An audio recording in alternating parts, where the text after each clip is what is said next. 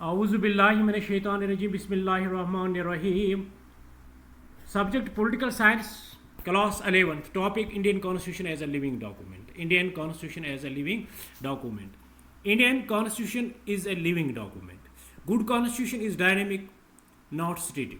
Indian Constitution is also dynamic. Indian Constitution is also dynamic. The Constitution of India, through ready on November 26, 1949, came into operation on January 26, 1950. The Indian Constitution is a living document because it has changed with the changed circumstances. It is almost like a living being, but the very basis of the Constitution has not changed. The basic structure of the Constitution is still the basis of our fundamental laws. Following factors are responsible for the change and development of the Indian Constitution. So far, more than 100 amendments have been made in the Indian Constitution. These amendments have affected fundamental changes in the structure of the government and development of the Constitution according to the need of time. Indian Constitution as a living document. Indian Constitution is a living document. Good Constitution is dynamic and not static.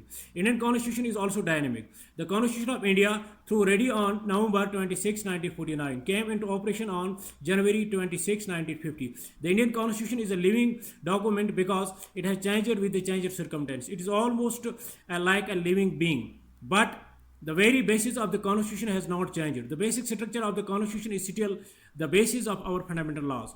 Following factors are responsible for the change and development of the Indian Constitution. So far, more than 100 amendments have been made in the Indian Constitution. These amendments have affected fundamental changes in the structure of the Constitution, government and development of the Constitution according to the need of time. Thanks have a nice day.